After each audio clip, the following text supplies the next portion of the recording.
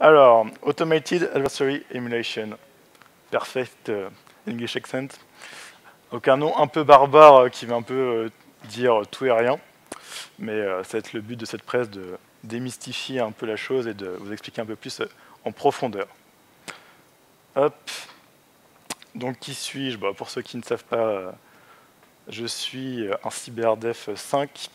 Donc avec Adam, on gère ce club GCC, ce club CTF, vice-président, trésorier, ça dépend des moments, si on a des sous ou pas. Actuellement, on n'a rien, donc c'est plus rapide. Hop. Du coup, on va voir les principes de ce qu'on appelle Adversary Emulation, donc l'émulation d'adversaires ou simulation d'adversaires en bon français. Donc pourquoi on fait ça, ce genre de choses, les outils qu'on peut utiliser pour ça, et enfin, si on a le temps, une petite démo qui sera, j'espère, intéressante. Hop. Alors il y en a beaucoup d'entre vous qui sont dans les entreprises plutôt côté défensif, et du coup vous avez un souci, c'est que généralement en tant que défenseur, si vous loupez quelque chose, vous n'avez aucune idée de pourquoi vous l'avez loupé, si vous l'avez vraiment loupé, ou ce qu'il y a derrière. Ça s'appelle le problème du faux négatif. Et donc ce genre d'outil, ça va permettre de réduire au maximum ce problème. C'est donc ce qui va nous intéresser avec cette simulation d'adversaire. Alors, comme vous êtes rendu compte, il y a 3 mots. Jusque-là, ça va, c'est assez simple. Donc d'abord, on a un adversaire, parce qu'on va tout simplement introduire un adversaire qui va être réaliste dans ce réseau. Réaliste parce qu'on va simplement utiliser des techniques qui sont utilisées par les attaquants de nos jours. L'objectif, évidemment, c'est de pouvoir voir ce qui se passe quand un attaquant rentre dans son réseau. Donc on ne va pas vraiment se concentrer sur la partie de contact. Donc le premier phishing où la personne clique sur le lien, ça ne va pas vraiment nous intéresser. Ça va plutôt être, quelqu'un va entrer dans notre réseau, qu'est-ce qu'il va pouvoir faire dedans, comment il va pouvoir jump de machine en machine, et les dégâts qui peuvent être causés. Donc ensuite, on va avoir la partie automatisée. Évidemment, un adversaire, va falloir le rendre réaliste. Donc il est censé pouvoir prendre des décisions en temps réel.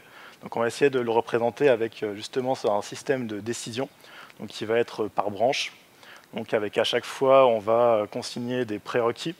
Donc je vais faire une action, donc qu'est-ce qu'il me faut pour faire cette action? Et enfin des objectifs dans le sens de pourquoi je fais cette action. Donc ça, on va le voir un petit peu après. Mais donc ça va être ce genre de système qui va pouvoir nous permettre d'avoir différents chemins d'attaque. Et notre outil va nous permettre de choisir le chemin qui va être le plus intéressant dans le cas de notre objectif. Que ce soit de récupérer des documents, mettre un ransomware, ce genre de choses. Et enfin, on reste quand même sur une émulation ou simulation. Évidemment, l'objectif, c'est pas d'attaquer réellement l'entreprise. On va simplement vouloir montrer ce qu'il est possible de faire dedans. Mais évidemment, il n'y aura aucune conséquence pour l'entreprise ciblée ou le réseau ciblé. L'objectif, c'est pas de tout détruire, sinon ça n'aurait aucun intérêt. Et surtout de pouvoir faire un nettoyage derrière, donc faire comme si on n'était jamais passé. Hop. Alors, quand on parle de simulation d'adversaire, donc ça va être des outils assez spécifiques. Donc simuler un adversaire, c'est pas faire du scanner de vulnérabilité. Ça, tout le monde peut le faire. On lance son outil Nessus, Rapid7 ou Qualys, on récupère des CVE, mais derrière, il n'y a aucune interaction avec. On ne peut pas faire grand-chose. Ça ne va pas être non plus simplement j'ai récupéré des vulnes, j'utilise mon Metasploit, parce qu'il n'y a pas un cheminement derrière. Une fois qu'on appogne une machine, on ne va pas pouvoir automatiquement jump de machine en machine, de réseau en réseau, récupérer des informations. Donc on va aller beaucoup plus loin que ce genre de choses. Et enfin, pour certains, ça semble un peu être comme une red team automatisée, on va dire. Donc ça ne va pas être dans ce rapport créatif. Déjà parce qu'une red team, elle va travailler avec un segment extrêmement réduit. On va les appeler créatifs parce que peut-être qu'ils vont trouver une nouvelle vulnérabilité, ce genre de choses. Ici, ça ne va absolument pas être le but, ça va être d'éprouver des techniques d'attaquants qui sont déjà existantes. Donc pour ça, on ne va pas découvrir de nouvelles techniques. Ce n'est pas l'objectif. Simplement éprouver notre système, notre entreprise, pour pouvoir la rendre plus apte à pouvoir aux éventuelles cyberattaques qui peuvent l'affecter et de pouvoir la renforcer justement. Notre adversaire, va falloir trouver un moyen de pouvoir le simuler. Assez classiquement, on va le définir avec la matrice MitraTac, donc des choses assez classiques comme vous pouvez le voir. Donc on va retrouver nos fameux TTPS, tactique, technique and procédure. Donc la question c'est en haut, première ligne, qu'est-ce que je veux faire, et puis après avec les différentes techniques, comment je vais le faire. Donc ensuite ça va nous permettre de faire des chemins.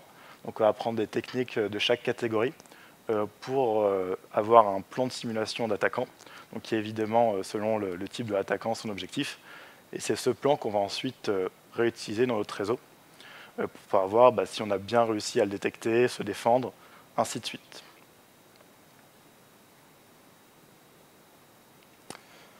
On va repartir sur cette fameuse automatisation. Donc, comme je l'ai dit, il y a des prérequis et des objectifs. Donc on va avoir un chemin d'attaque assez classique, qui va être une séquence d'actions en fait.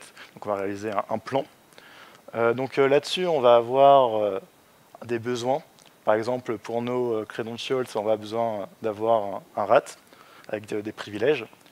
Et donc, qu'est-ce que je vais obtenir avec? Je vais obtenir des credentials. Pour passer à l'étape suivante, de quoi j'ai besoin? De ce que j'avais à l'étape précédente, donc de nos credentials, et ainsi de suite. Et au fur et à mesure de notre cheminement, on va pouvoir arriver à notre objectif, qui va être de récupérer des fichiers sur notre cible.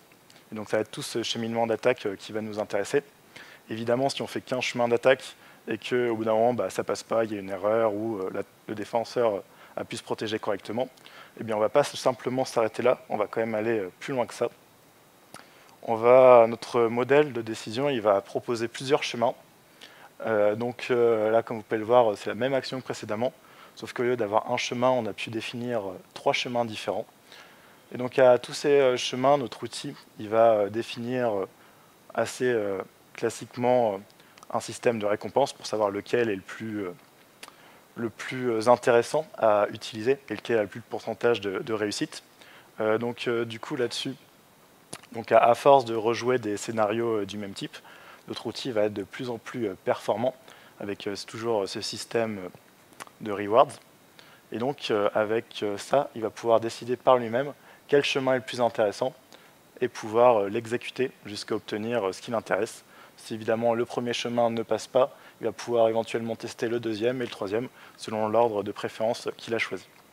Donc évidemment là c'est des choses assez simples, on n'a que quelques actions, mais je vais vous montrer après avec un outil, on peut avoir des chemins d'attaque qui comportent 26, 50 actions, donc ça fait d'autant plus un arbre de plus en plus gigantesque, et c'est cet outil qui va nous permettre de pouvoir réaliser ce genre de choses et de choisir par lui-même le chemin qu'il va choisir pour être le plus efficace et éviter d'avoir un opérateur humain derrière qui va simplement indiquer j'ai le choix entre plusieurs chemins, lequel je choisis, et donc de rendre ça de manière bien plus efficace. Alors, vous voulez faire votre simulation d'attaque. D'abord, vous êtes une entreprise, peu importe ce que vous êtes, une banque par exemple. Vous allez déjà avoir un certain nombre d'attaquants qui vont venir toquer à votre porte plus régulièrement que d'autres.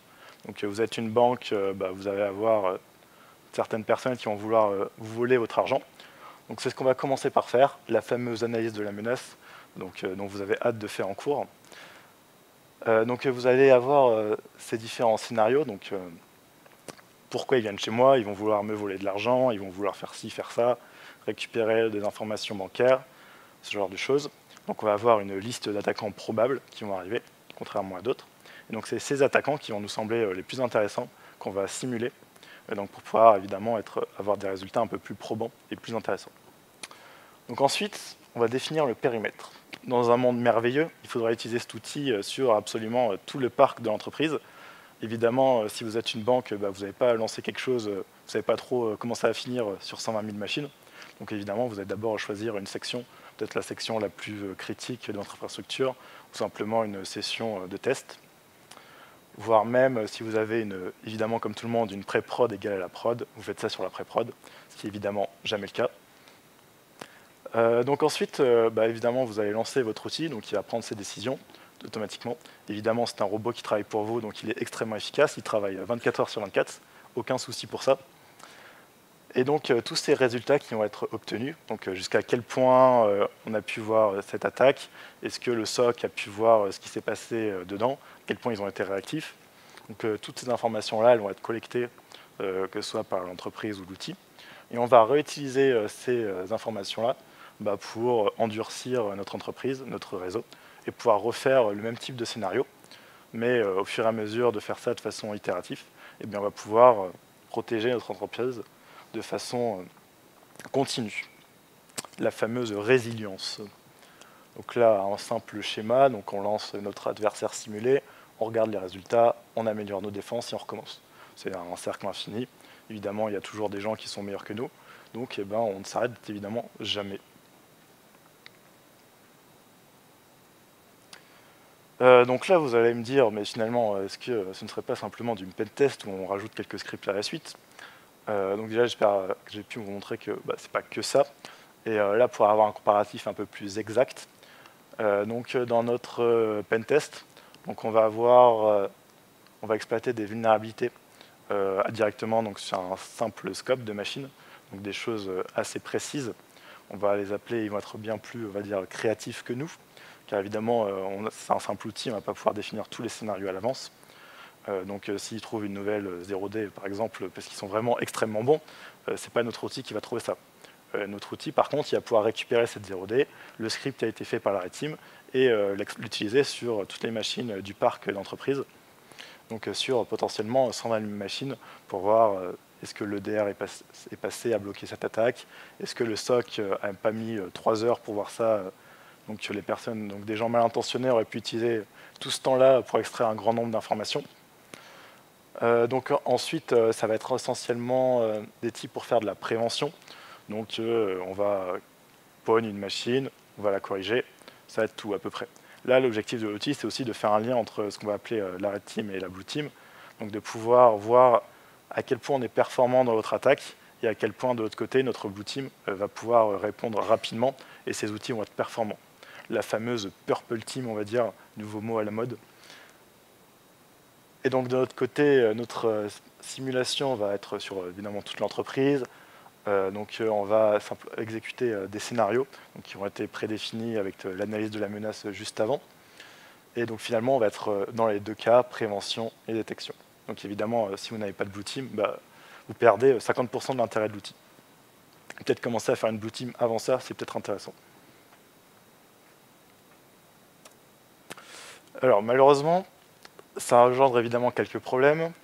Tout simplement parce que cet outil-là, il faut le lancer sur le plus grand nombre de machines possible pour évidemment éviter, pour pouvoir défendre au mieux notre entreprise et toutes les machines qu'il y a dedans. Du coup, généralement, comme je l'ai dit, votre pré-prod n'est jamais votre prod, enfin en tout cas en cas réel, où c'est extrêmement rare. Du coup, vous êtes obligé de tester des choses sur de la prod. Évidemment, vous dites à votre RSI, bon, je vais tenter de lancer ce malware-là avec un scénario défini par une machine où il n'y aura pas vraiment d'opérateur derrière. Ça passe moyen. Ça passe pas terrible, on va pas se mentir. J'ai essayé, on m'a dit, ouais, va jouer avec tes 5 machines là-bas. Voilà, donc pour l'instant, c'est pas ça. Après, évidemment, vous allez pouvoir montrer l'intérêt de l'outil. On va commencer à passer sur la pré-prod. Et là, le Saint Graal, vraiment, vous passez sur de la pré-prod. Et là, c'est tout l'intérêt finalement de cet outil. Côté Red Team, donc évidemment, ça peut être un outil qui peut être utilisé pour automatiser certaines choses, mais évidemment, une Red Team, ça reste quand même plus créatif, il y a un humain derrière, qu'une machine. Sinon, c'est qu'ils font quand même sacrément mal leur travail. Donc finalement, les objectifs ils vont être assez nombreux derrière cet outil.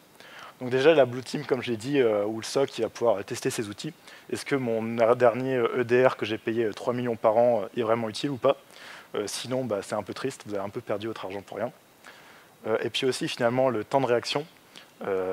J'ai un SOC, est-ce que je vais rapidement voir s'il réagit en 30 secondes ou 3 heures? Évidemment, il y a un juste milieu entre les deux. Mais de pouvoir finalement faire un test de performance de cette équipe.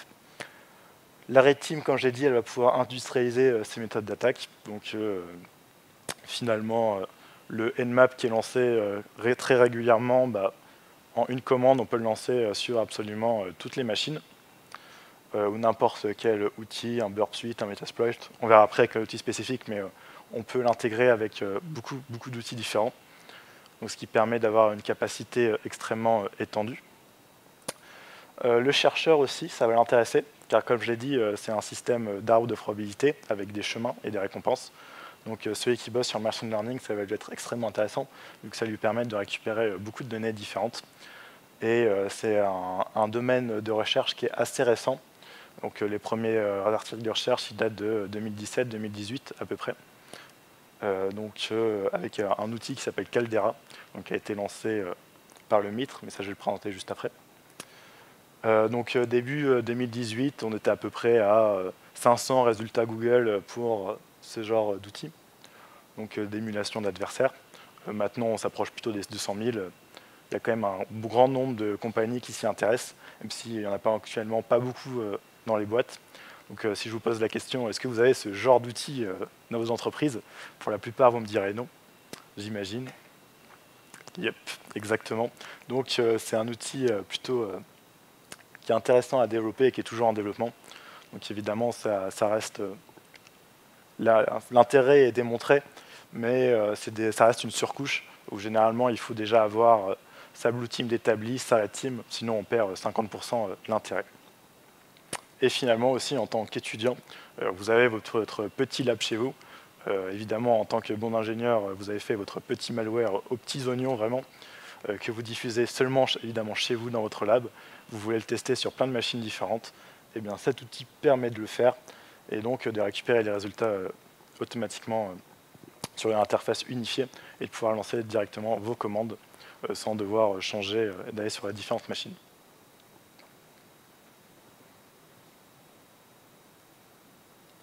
Alors le marché, il devient de plus en plus diversifié, on va dire.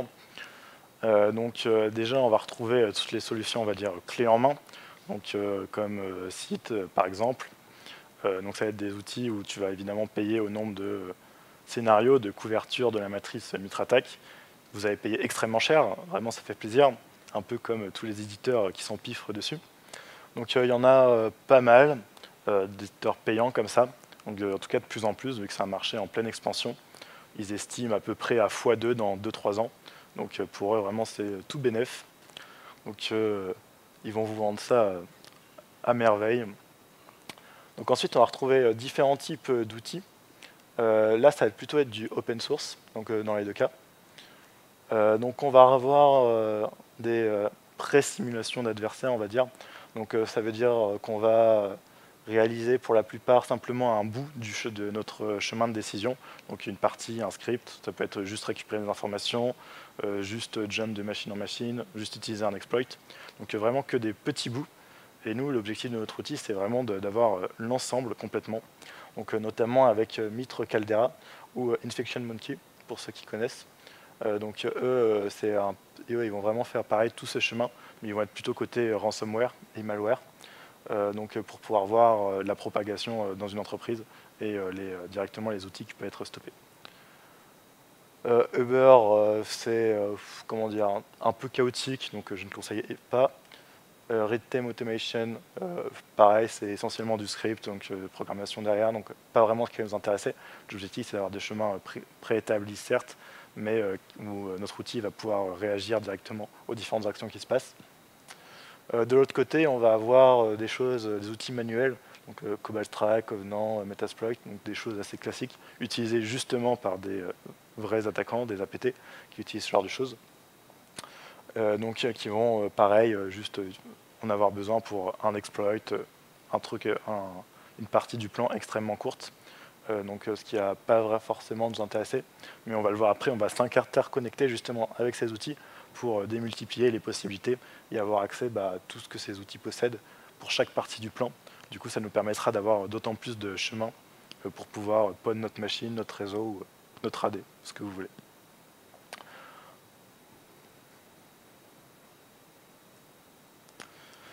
Alors ça, c'est l'outil sur lequel je travaille en entreprise. Ça fait 2 mois à peu près que je travaille dessus. Ça va être probablement mon sujet de PFE. C'est une solution qui a été présentée et réalisée par le MITRE. donc ceux qui ont fait de la matrice Mitratak, donc les mecs qui sont quand même vachement chauds derrière. Donc c'est toujours un projet qui est maintenu, donc on en est bientôt à la 4.0, donc il y a quand même eu pas mal d'évolutions dessus. Donc on va voir, il y a eu pas mal de recherches derrière, par le Mitre justement, donc comme beaucoup de papiers de recherche, ça a été présenté à la Black Hat, donc fin 2017, décembre-novembre. Donc pareil, c'est un sujet assez récent.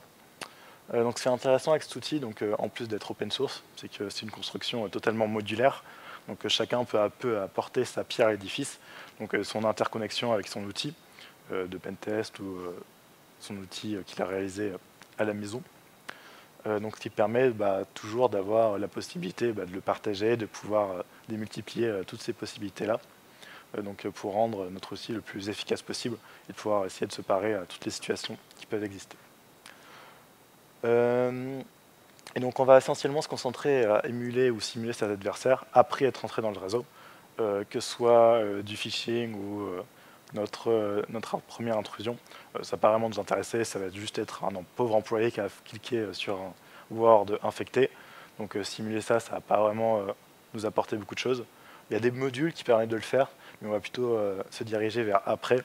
Quelqu'un est entré dans notre réseau, que ce soit sur une machine de prod, de pré-prod, ou un Windows, un Linux, peu importe ce que vous voulez.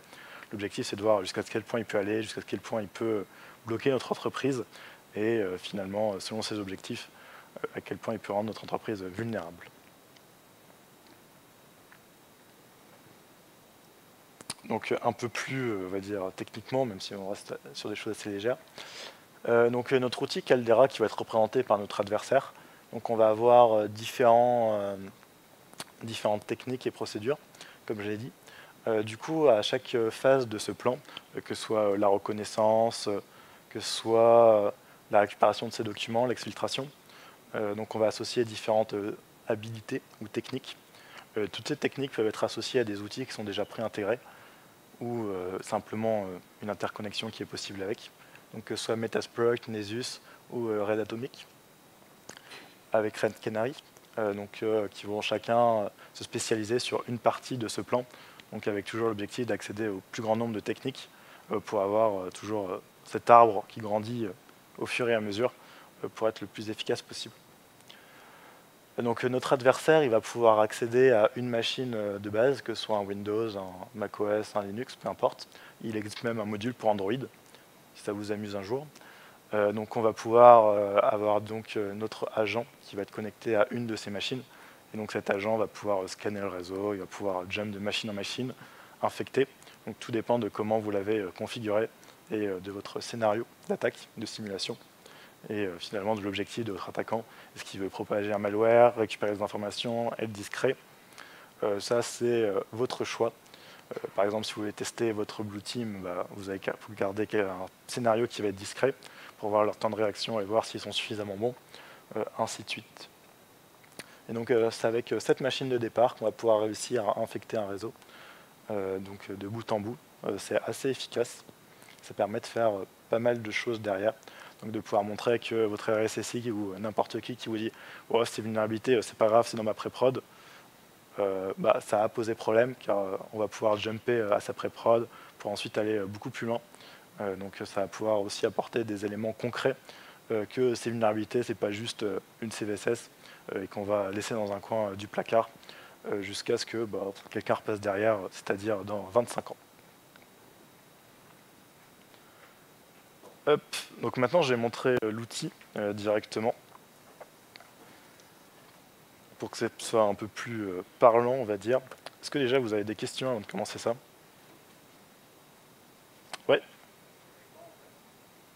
Le PFE, bien sûr, dès janvier, tout est fait et mis en place, lancé sur 60 000 machines de prod, évidemment.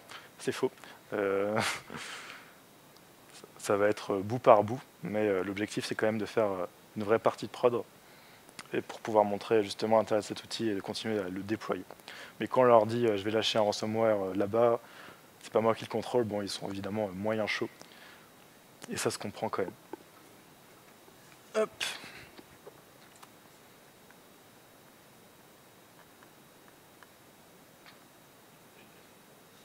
Ouais. On me demande est-ce que tu as un ordre d'idée pour mettre ce genre d'outil en place? Pour le déployer, c'est assez facile, vu que c'est open source. Hop, alors je vais montrer comme ça. Donc ça va permettre de faire... ce qui va mettre le plus de temps, finalement, c'est de convaincre le RSSI ou vos décideurs. Parce que l'objectif, c'est que tu as juste un agent à déployer sur une machine, en plus du scénario à établir selon l'adversaire qu'on choisit. Il y a un certain nombre déjà de scénarios prédéfinis, donc ce qui permet déjà de pas mal travailler dessus. Puis évidemment, de l'objectif derrière, ça permet de facilement faire une simulation d'attaque, donc que ce soit pour la Blue Team, ça va l'intéresser pour voir s'il arrive bien à détecter ça, ou que ce soit pour votre Red Team, vos développeurs, MOE, MOA, peu importe, pour voir si leur outil est vraiment vérolé et permet de jumper sur pas mal de machines jusqu'à atteindre l'AD ou n'importe quoi d'importance vitale. Hop.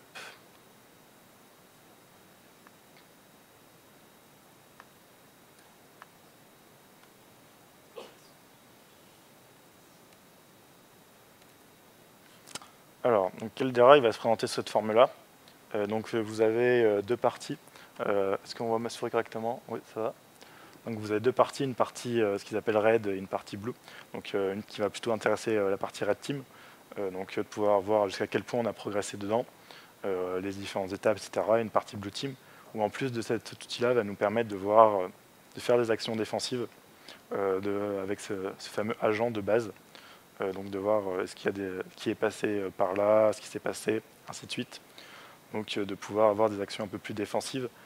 Et après on verra, mais il y a un espèce de game board, on va dire, où vous pouvez avoir votre blue team d'un côté, votre red team d'un côté, et c'est au premier qui arrive à défendre ou dégommer l'autre.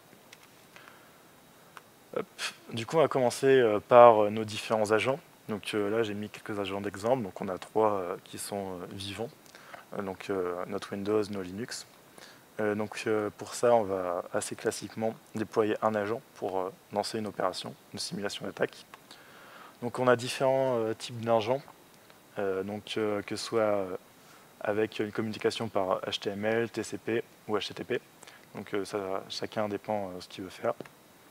Il est possible aussi de créer son propre agent et pour pouvoir utiliser l'outil, pour pouvoir lui donner des capacités supplémentaires. Donc j'ai déployé l'agent, donc j'ai récupéré mes machines. Selon le scénario privilégié, soit on va commencer directement avec un utilisateur classique, soit un utilisateur avec des privilèges élevés. Et puis enfin, comment le contact se fait avec notre C2, donc que ce soit par TCP ou HTTP, HTTPS ou après, peu importe ce que vous choisissez. Ça, c'est à vous de le choisir. Donc ce qui va nous intéresser, ça va être toute la partie habilité. Donc c'est tout ce qu'il est possible de faire avec l'outil. Donc ils vont pouvoir composer notre schéma d'attaque. Donc en bas à gauche, vous avez 1099 possibilités, ce qui est assez, ce qui permet déjà de faire pas mal de choses. Et donc que ce soit lié à du AWS, créer des clés, du PowerShell, de la découverte. Tout est à vous de choisir. Donc vous pouvez choisir par technique. Est-ce que vous voulez plutôt des choses d'impact, comme par exemple record un microphone, et de pouvoir récupérer justement ce son, changer le wallpaper pour montrer sans dégâts que vous êtes passé par là, shutdown un système, enfin bref, il y a vraiment beaucoup de choses qui est possible de faire. Et comme je l'ai dit, avec le nombre de plugins que vous pouvez voir à gauche, c'est un outil qui s'interconnecte avec beaucoup de choses. Soit vous créez votre connecteur vous-même, soit il est déjà existant, donc ce qui permet de démultiplier toutes ces possibilités-là pour aller évidemment toujours plus loin, selon ce que vous souhaitez, que ce soit de la tactique ou des différentes techniques. L'objectif, c'est de couvrir toute la matrice Mitre, donc de pouvoir produire n'importe quel scénario, et évidemment toutes les nouvelles techniques qui existent aujourd'hui, donc d'être le plus à jour possible. Donc une fois qu'on a ces habilités-là, on va créer des adversaires, donc notre plan. On va partir sur un petit APT29, donc nos chers Russes, bien sûr. On a créé un plan pour ça. Donc vous pouvez voir, ils ont beaucoup de techniques de base, 79. Donc ça veut dire que notre outil va exécuter ces 70 étapes. Si évidemment il n'est pas bloqué à un moment, il va prendre un autre chemin, mais ça va être notre plan de base. Donc vous allez retrouver les noms, les différentes tactiques, où est-ce qu'on va l'exécuter. Et à gauche, vous allez retrouver s'il y a des prérequis ici, quelle nouvelle technique du coup ça débloque, et s'il y a un payload existant, donc que ce soit le vôtre, celui de quelqu'un d'autre, celui qui a été réutilisé sur du GitHub par exemple, donc pour pouvoir utiliser directement des choses un peu plus avancées comme ça. Et enfin, est-ce que notre outil arrive à nettoyer après être passé par là? Donc si vous lancez un malware et qu'on vous dit bah, répare-moi ces machines, il faut être capable de le faire, sinon vous allez être un peu comme un con. Donc vous avez différents profils de base, donc après à vous de choisir celui que vous souhaitez. Donc que ce soit le fameux printer queue de pouvoir changer l'ordre, faire n'importe quoi avec, ou je ne sais pas, imprimer vos fameuses commandes Nmap et résultats, qui va être plutôt lié à être discrétion et de l'espionnage. Donc là vous pouvez voir les prérequis. Donc si j'ai mon prérequis, je débloque un certain nombre de capacités, donc, et ainsi de suite. Donc une fois qu'on a nos adversaires, donc on peut leur attribuer des objectifs aussi. Donc hop, on va retrouver ça là. Donc là c'est un objectif par défaut assez classique. Donc qu'est-ce que je veux récupérer dedans? Donc vous pouvez y mettre un fichier en particulier, un flag ou ce que vous souhaitez, un résultat. Ce que vous pouvez aussi faire, c'est que vous avez un système, donc ce qu'ils appellent de planeur. Donc c'est de savoir comment notre outil va pouvoir prendre des décisions. Donc c'est trois différents scénarios de machine learning, atomic, batch et bucket. Donc selon l'importance que vous accordez à certains paramètres, rien ne vous empêche de rajouter le vôtre et de vous amuser avec en faisant des tests dessus. Évidemment, vous pouvez obfusquer ça de manière avec pas mal de choses. Évidemment, l'objectif c'est de rester discret. Donc si vous passez en plain text, c'est pas ouf, on va pas se mentir. Et donc une fois que vous avez setup tout ça correctement, vous allez pouvoir lancer vos opérations. Hop. Donc vous allez simplement créer une opération. Hop. Choisir votre adversaire. Donc comme je l'ai dit, vous en avez un certain nombre selon ce que vous voulez faire. Vous pouvez lancer un petit verre par exemple, ça fait jamais de mal. Donc je récupérais ce que vous souhaitez comme objectif, que ce soit plutôt APT29 avec des documents confidentiels, plutôt récupérer de l'argent, ce genre de choses. Donc différents paramètres derrière, donc, selon ce que vous voulez choisir, pareil. Et donc vous allez le lancer et vous allez donc obtenir différents résultats. Donc là on est sur plutôt de la découverte, donc notre opération conv2, c'est-à-dire qu'il va récupérer toutes nos machines que j'ai listées dans Agent, parce que c'est ce que je lui ai demandé, et donc il va lancer un certain nombre de commandes derrière pour pouvoir centraliser tout ça. Par exemple, sur ce PC, je vais vouloir voir les utilisateurs, donc assez classiquement administration, compte de test, etc. Donc après, ça peut aller beaucoup plus loin que de la simple découverte. Il va récupérer aussi ce qu'il y a comme antivirus. Selon les résultats qu'il va avoir dessus, il va avoir accès à d'autres chemins, des exploits différents, ce genre de choses. Ouais.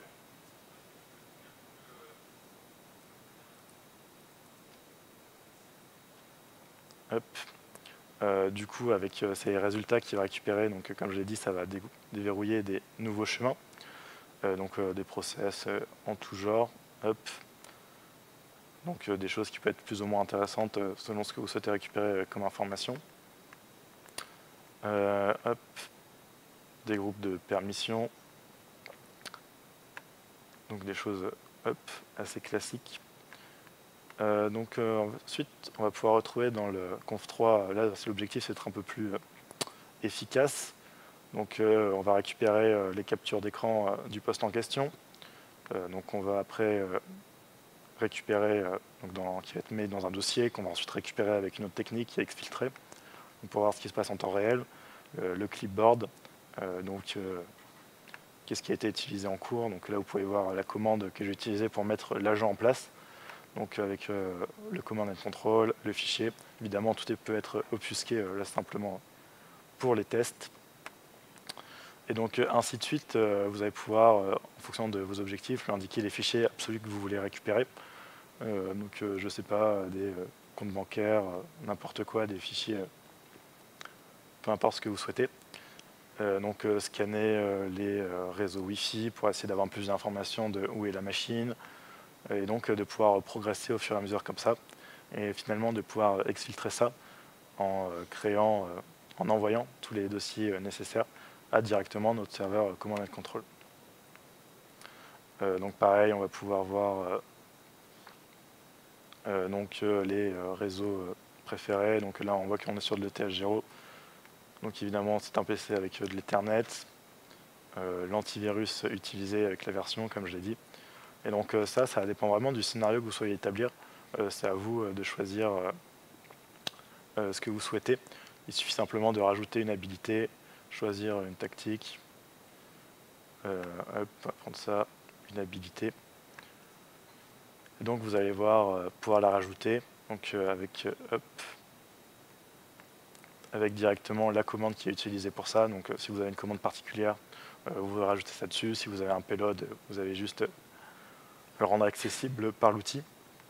Et donc c'est avec ça que vous allez pouvoir aller au plus loin dans le réseau et pouvoir rendre votre entreprise un peu plus efficace. Genre là, par exemple, si la personne arrive à récupérer les bookmarks, record le microphone, ainsi de suite, on commence à avoir des résultats assez inquiétants, donc qui sont évidemment à corriger au plus vite. Et au moins, vous avez des résultats de ce qui s'est passé et de pouvoir montrer en quoi c'est important rapidement de corriger ça, et pas simplement, ouais, j'ai une CVE quelque part qui permet normalement à peu près de faire ça, mais bon, on verra plus tard, quoi. Il n'y a pas de danger.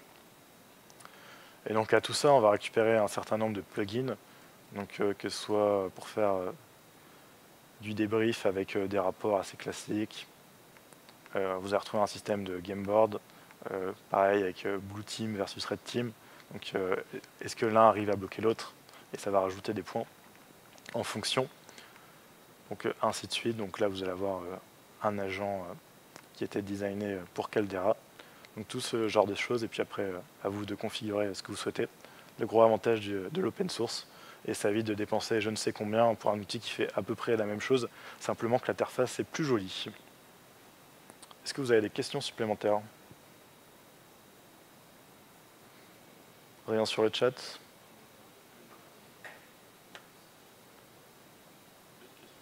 Ok, bah parfait. Au suivant.